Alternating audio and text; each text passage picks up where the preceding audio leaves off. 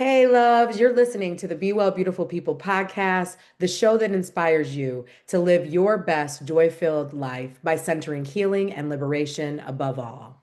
I'm your host, Demarra West, and it is a privilege to be in sacred space with you all.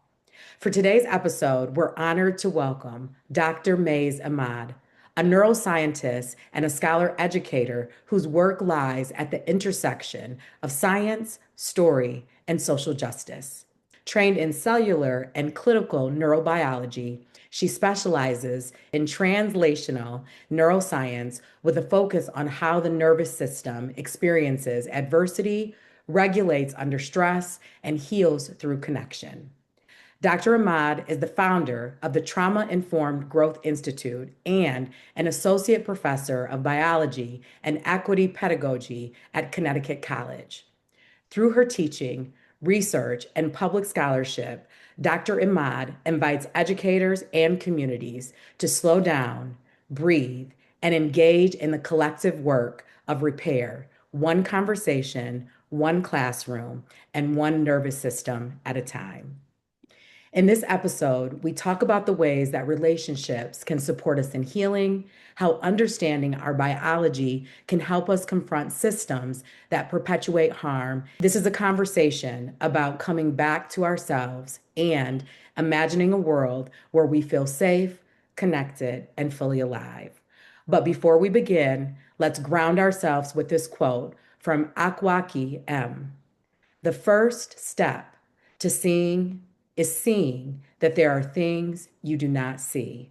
Dr. Mays, welcome to the show. Hmm. Thank you very much. I'm really happy to be in community with you and our listeners. Thank you.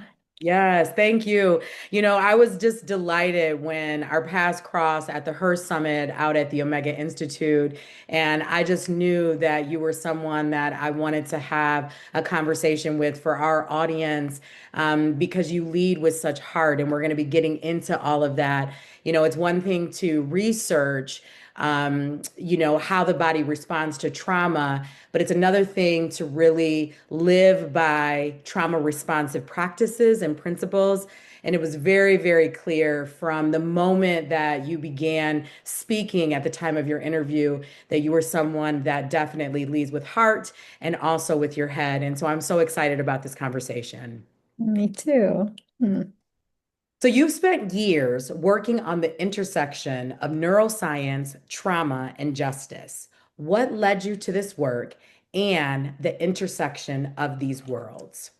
So many things led me to this work. Myself, as somebody who lived and experienced and struggled with trauma for many reasons, as an immigrant, as a woman, as just a human being in our increasingly uncertain and if I might add, like cruel world.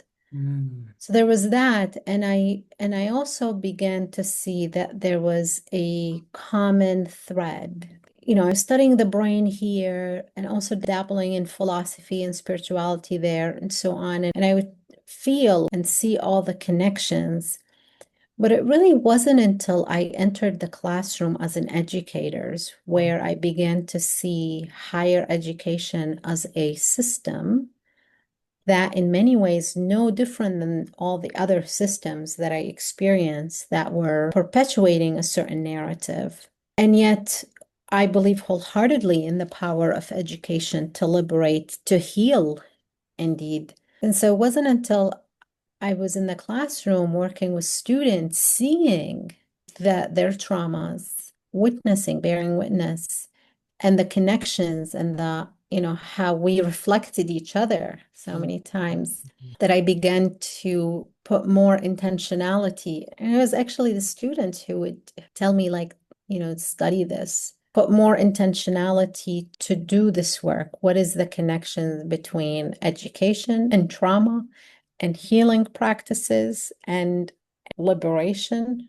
Mm. So it was being in the classroom as an educator where I began to want to do something differently, to Mm. not perpetuate the narrative, the system that I grew up in that causes so much harm. So there's a couple things that I want to say in response to that. That was such a rich response. And the first thing is that a lot of times when people think about community trauma, they wouldn't necessarily correlate it with a war-torn country, Mm, right? And yet as an immigrant mhm. living in downtown Detroit, there was a time when the fabric of Detroit looked like a war-torn place. Yeah. And so, how do we coincide with that? How do we wrap our minds around the realities that we're faced with these kinds of environments at home in all parts of community in both urban areas and rural areas and some areas in between? I think acknowledging is so powerful, but not stopping there. Acknowledging and understanding. Because when I began to see the common denominators, when I began to see all the intersections and I began to understand at a visceral level that this system is meant to be this way. And it may look slightly different in Baghdad or in Sudan or Gaza or Detroit, but it's meant to be this way. And it's resilient, this system. And there is some kind of, you breathe when you see clearly. In fact, I've been saying recently how these aha moments that can feel devastating because you're like, ah, I get it. I see it. I see how this is meant to do this, so it could do this and so on and cause harm. They're devastating, these aha moments, and they're also clarifying. And in their clarity, you feel like you are seen and maybe seen by yourself, let alone. So I think to bear witness, to name it, and to also, and I don't mean to romanticize that. I mean, I speak from a place of the wisdom of the body and the wisdom of the brain and the wisdom of the collective. So know that to keep those systems, that resilience of the system, to keep it the way it is, so it could keep us the way we are, that's exhausting. Mm, And we individually and collectively actually have some other type of ancestral resilience mhm. that we can call upon and practice and engender and,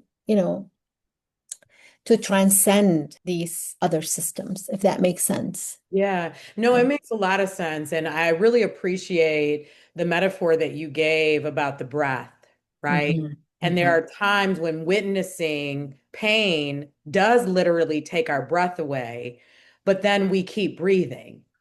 And if we allow the breath to lead us, it becomes regenerative.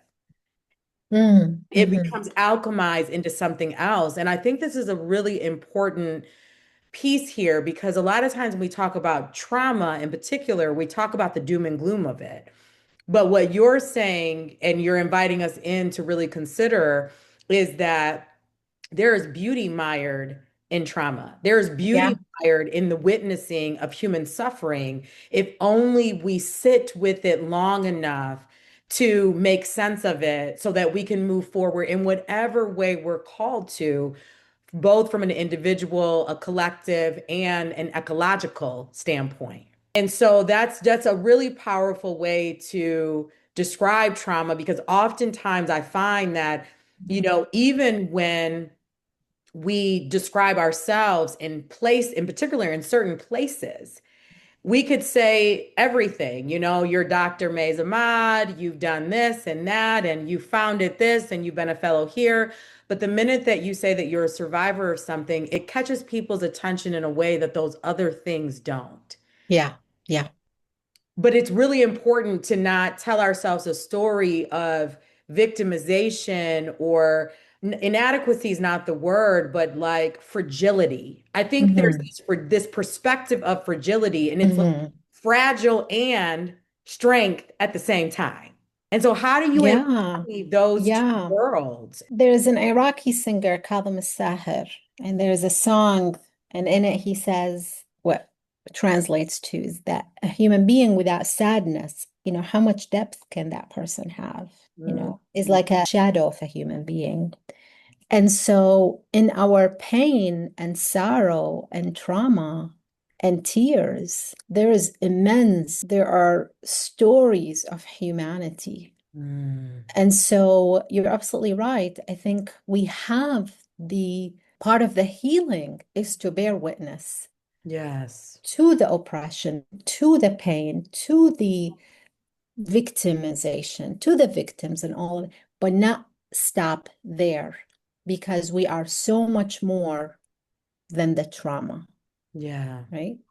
And the trauma could be a portal to something that is transformative. And again, I speak this and I speak it carefully, not to romanticize No. trauma or oppression and at the same time, so on the one hand, yes, bear witness, empower to reclaim agency, to reclaim the nervous system and all of that, and not stop there, you Mm. know? Yeah. Yeah. Well, and I mean, really what you're inviting us in to ponder is that it's about integrating trauma into our lives in the most meaningful ways possible. And neuroscience gives us a glimpse, right? A Mhm. part in how we can go about doing that. Because as you said, I mean, and I didn't hear you romanticizing anything. I think you're acknowledging that there are two sides of trauma. There's the side of immense pain and ways that it affects every single major organ system in the body, right? But there are also ways that as the nervous system regulates, right, we get to integrate that identity into who we are and do really meaningful work in the world.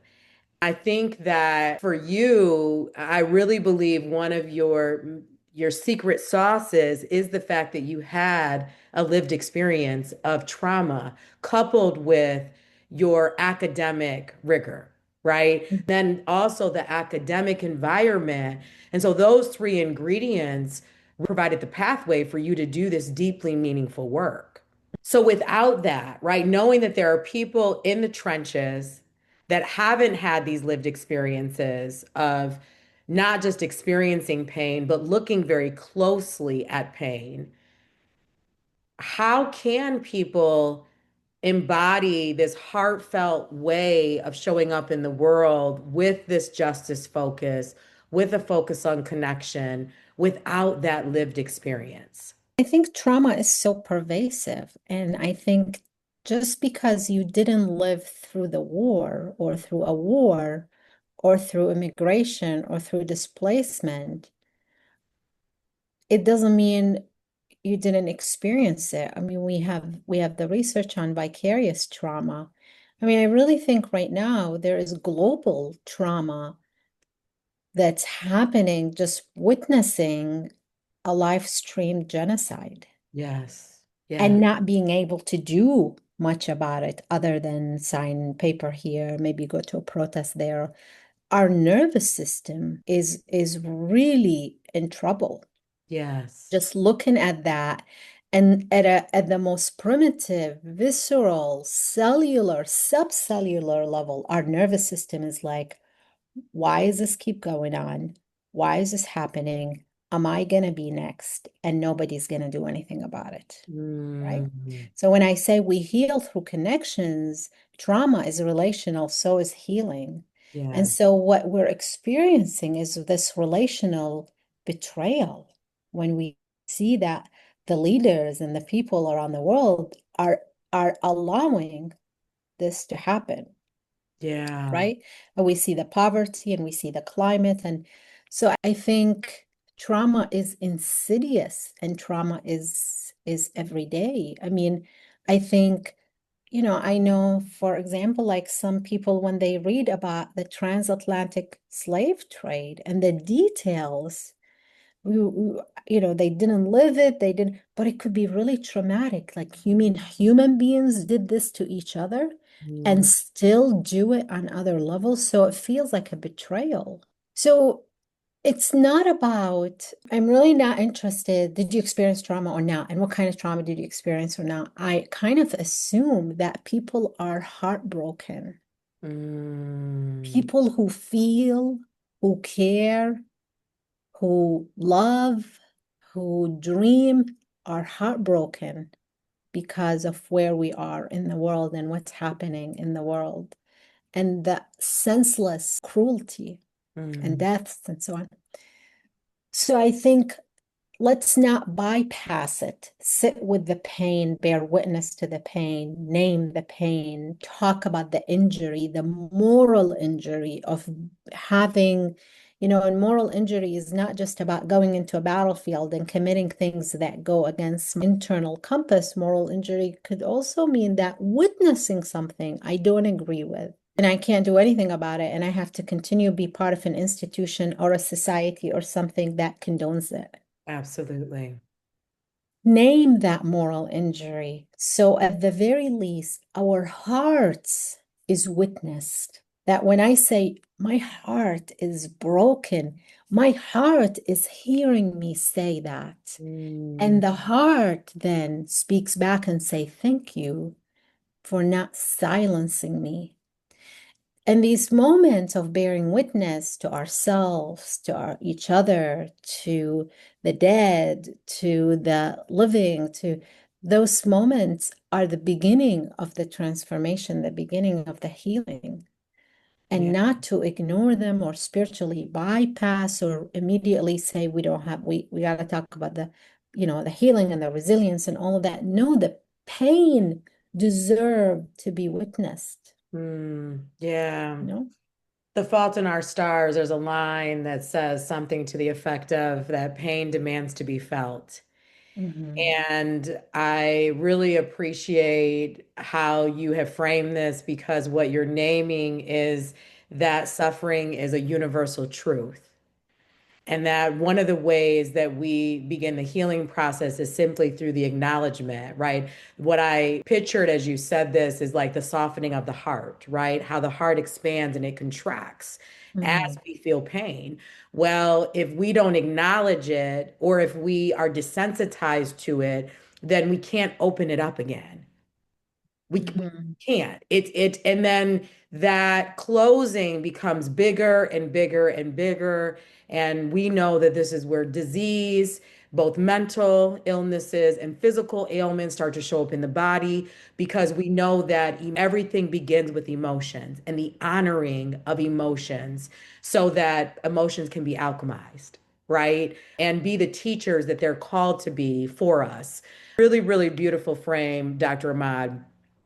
So, talk to us about how understanding the nervous system not only helps us to heal, but also challenges the very systems that perpetuate harm. The understanding of the nervous system, as you know, it's evolving. Our understanding of, consciousness and what it means to be human and epigenetics and all of those. Mm-hmm. So for too long, the conception of the nervous system is very individual. It's the I think, therefore I am. And we know that this is far from the reality. Mm. In fact, you know, scholars will say, no, it's not that I think, therefore I am. I feel, therefore I am. And then scholars from the Ubuntu tradition will say, I am because we. This notion of the nervous system is not just mine. There's a collective. Understanding the nervous system helps us understand why we experience the trauma the way we do, why the system shuts down, or why the system becomes overactive, or why we feel exhausted, or why we experience autoimmune disorders, this and that, and so on. It helps us understand the biophysics of it, Mm-hmm.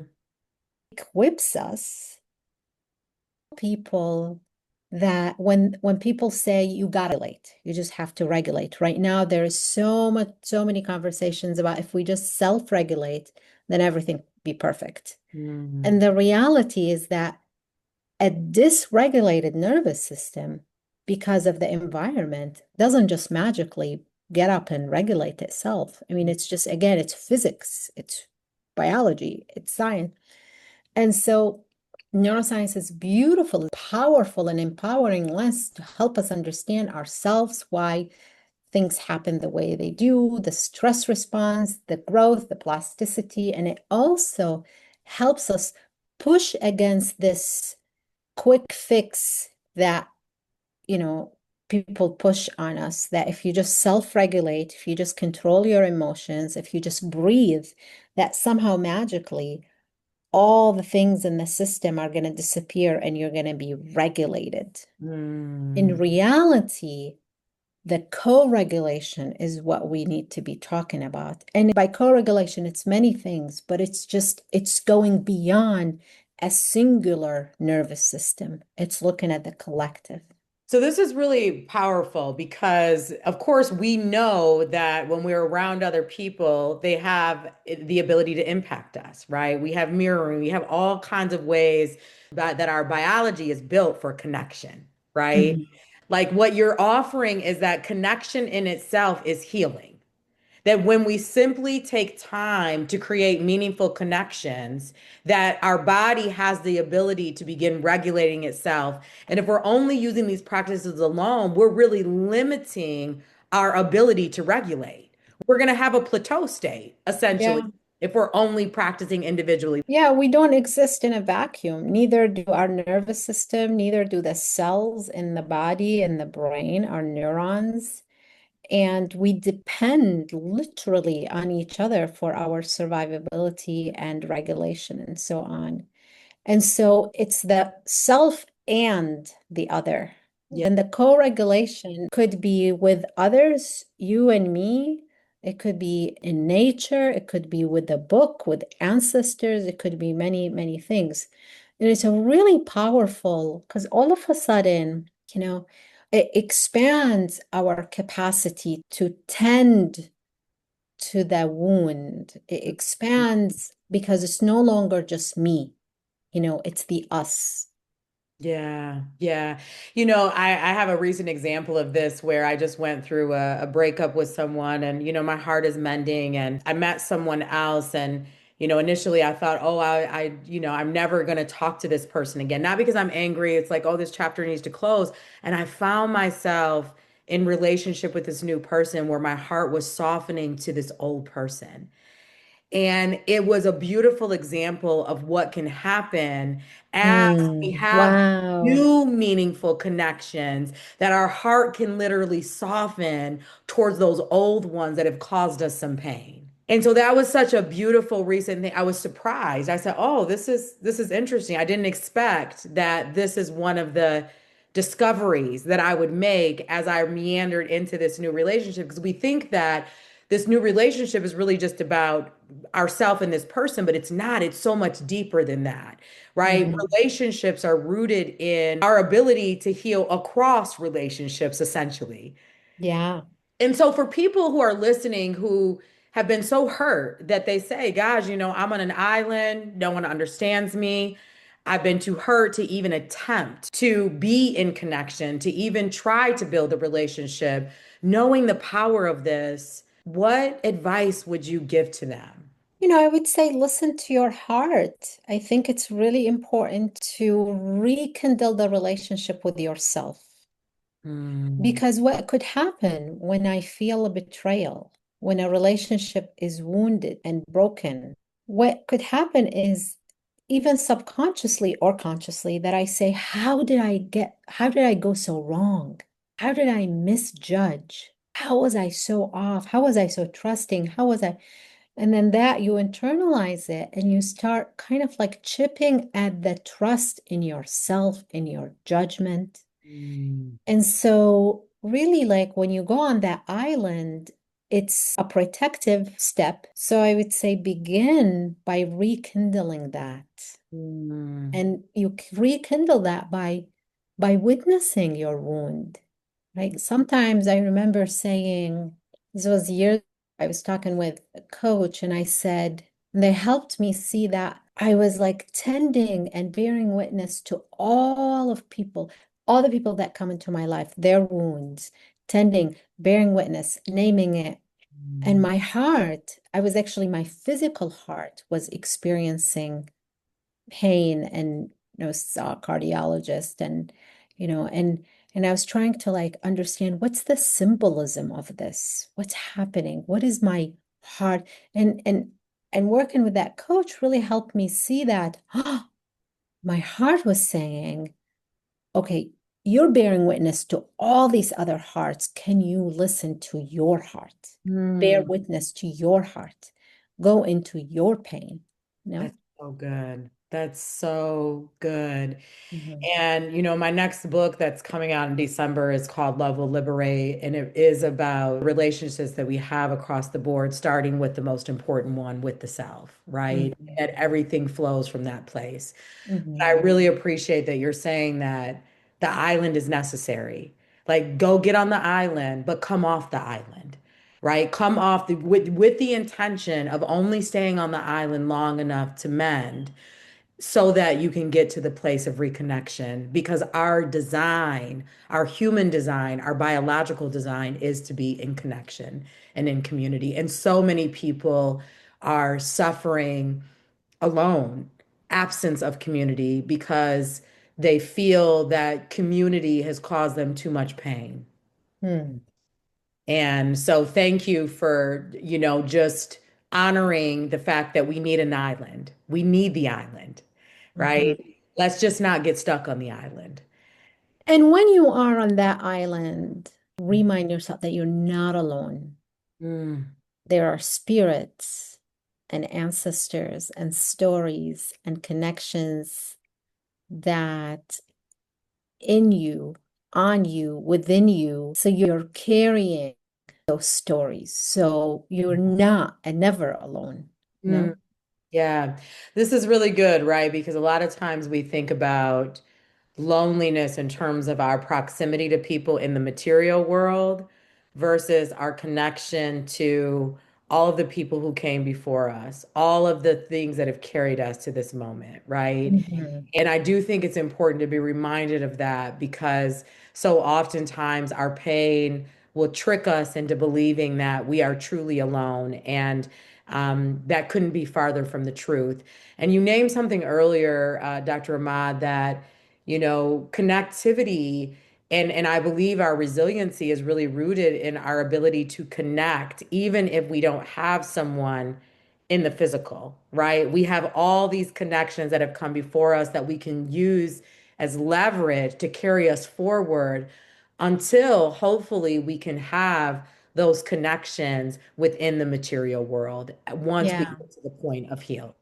So that's so beautiful. So you've spoken about sanctuary. I can't leave this conversation without talking about sanctuary in the context of not just as a place, but as a way of being. I just love this so much. So what does that look like to build a sanctuary that supports our optimal regulation? This is obviously context dependent, but Mhm. it's a place, physical or otherwise, that challenge without doing harm. So challenge you to look at what does it mean to grow, to find, co-find, co-create, co-imagine the liminal, and then sit in the liminal Mm, for growth, for transformation, and the type of transformation that hurts without doing harm. And so I think this moment call upon us to, I don't want to rescue, I want to elevate. A sanctuary is a place that doesn't merely offer a refuge. There is a refuge, of course, but it goes beyond. I don't want to be saviors or rescuers or this, but to elevate, to empower, to elevate. mm, When I think of a sanctuary, I think about what it means to get to our higher self, this transformed, this higher consciousness, this mm, consciousness raising heart consciousness and brain consciousness. And that's not going to happen without discomfort. It necessarily requires discomfort, but the type of discomfort that that um holds us in with grace, mm, right? Kind of like a mother's womb where there's kicking and just discomfort and sometimes rigidity and darkness and it's claustrophobic and just chaos, but it's life-giving. mm. Yeah, it's what you just imparted reminds me of a part of Eckhart Tolle's book, A New Earth, where he says something Mm, to the effect of that, we want to protect the people that we love from pain. Of course we do. Of course we want to protect our children. Of course we do. And yet we know that pain is necessary for growth, right? The very thing that we want to stop, which will stop if we can tend to it. The quicker we can tend to it, make space for it, the quicker we can evolve into that next iteration of self that we're being called to be. But if we don't look at it, if we don't touch it, then we can't grow. And actually, we simply just prolong our suffering. And the mm, suffering, what started off as maybe a scratch is now a gaping wound, right? Because we didn't just take time to mend to the scratch. Now, we know that trauma can be like a gaping wound, right? And so I don't want to say that trauma is a scratch. I'm talking about the universal nature of suffering, right? That could just be a scratch that if only we just put the neosporin on, right? If only we just, put the balm on and spoke to it and whatever needed to happen in order for that healing to take place so that then we can just move forward. yeah. Hmm. Yeah. And so I want to talk about institutions being sanctuaries, right? Because that's a lot of the work that you do in helping institutions to imagine and or reimagine what their system can look like that is optimal for the support of people that are suffering. So, how can institutions, what are the top ways that you found that institutions can be sanctuaries for healing and what creates that atmosphere for that sanctuary of healing? So I would say, I mean, I think kind of, I would say be mindful of this tendency to do quick fix, quick intervention, quick fix. Um, bring to the table and maybe build the table together with the people um who are suffering. Mhm. And don't just listen to them and take notes and then put fancy reports, but really listen to them. What would it be to listen with your heart? Mm, And you're gonna say, well, it's very difficult what they're asking because fiscally it doesn't work, this doesn't work. Make it happen. We're very creative. I think we have become too accustomed to saying that, oh, the system is very hard to change or the structure or this. Um, I think we have to be very audacious and creative in the way we approach this notion of, well, this is the way it works, and so I mm, can't change it. I think it's always for me um, kind of like doing a backward design. What is it that we're trying to accomplish with our institutions, with our unit, and how do we use a morally imaginative lens as opposed to we have all these lens, we have capitalist, fiduciary, we have, this and that. But what would it mean to also use and perhaps start with a morally imaginative lens? mm, And I think I think that's a beginning, mhm. and it's a necessary beginning. Yeah, I love this. This is so resonant. My nonprofit is in the process of launching a well-being listening campaign in Detroit with, the essence of the very thing that you just named, right? Let's build something for and by the people. And, certainly I have a lot of ideas. We have a lot of ideas about well-being. We know what the research says, and all the things. And Mm, let's hear from the people. Let's hear from the people and let's design meaningful solutions that are going to be transformative for them, that they're going to buy into, that they're going to actually engage with, right? And so thank you for the simplicity of that response because it is true, right? Let's get down to the basics and let's step out of the box because I love that you said, like, there is no excuse. We can always find a way if we want to. If we want to, we can always find a way. Yeah. So Dr. Imad, we have come to the end of this interview. I could just spend all the time talking with you. The purple that you're wearing actually reminds me of the amethyst that you gave me, Ah, our amethyst that is actually on my altar. And so you are with me all the time. And I love that you named that, right? The symbolism that exists between objects also can serve as a connector for us, right? And so from that moment that I met you to now, I just want you to know that you are with me. It's where I practice my yoga. My altar is a very, very sacred space for me. And so just thank you for just showing up with the gift of you in so many ways. You are a gift come true. You're a gift come true, thank you. right? Thank you. Truly. Mm, mm. So for those listeners that and where we want to make sure that they walk away with one thing, because you've given us so much to ponder. If they only remember one thing from this conversation, what do you hope that it is? I think remember your heart. Remember the heart and your heart. And I would say maybe take a 10-second a day, make this into a practice of Mm, just like 10 seconds. People say, I don't have time, I don't have time. 10 seconds. Just pause and like either put your hand on your heart or just like look or close your eyes or just something. Remember the heart mm. and remember so you could remember, if that makes sense. Oh my gosh, it makes so much sense. And I love the 10 seconds, right? Because we all have 10 seconds and 10 seconds can be so meaningful, right? Getting in our breath and deep breathing one time can be so meaningful to bring us back into the presence, to connect us with the heart.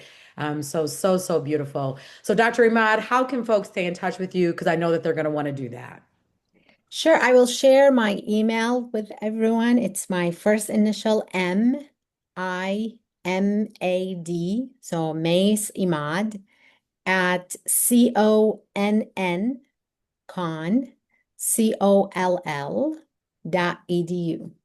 Wonderful. Dr. Imad, thank you for such a rich conversation that I know is going to be deeply impactful for every single person that tunes in.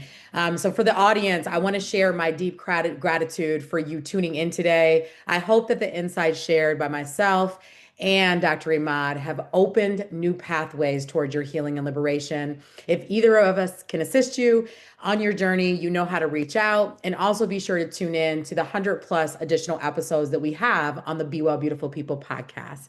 If you found value in today's episode, show us some love by telling all the people that you know about it. Rate our YouTube channel along with wherever you listen on major podcast hosting channels like Apple and Amazon and all of that good stuff. And if you haven't picked up my memoir, Me Too, A Therapist's Journey to Heal, Find Liberation and Joy, I invite you to grab your copy or listen now to the newly released audiobook at DemarraWest.com. We're going to leave you with the words of Resma Menachem. There's a way out of this mess, and it requires each of us to begin with our own body. You and your body are important parts of the solution. Until next time, beautiful people, Ashe. Ashe.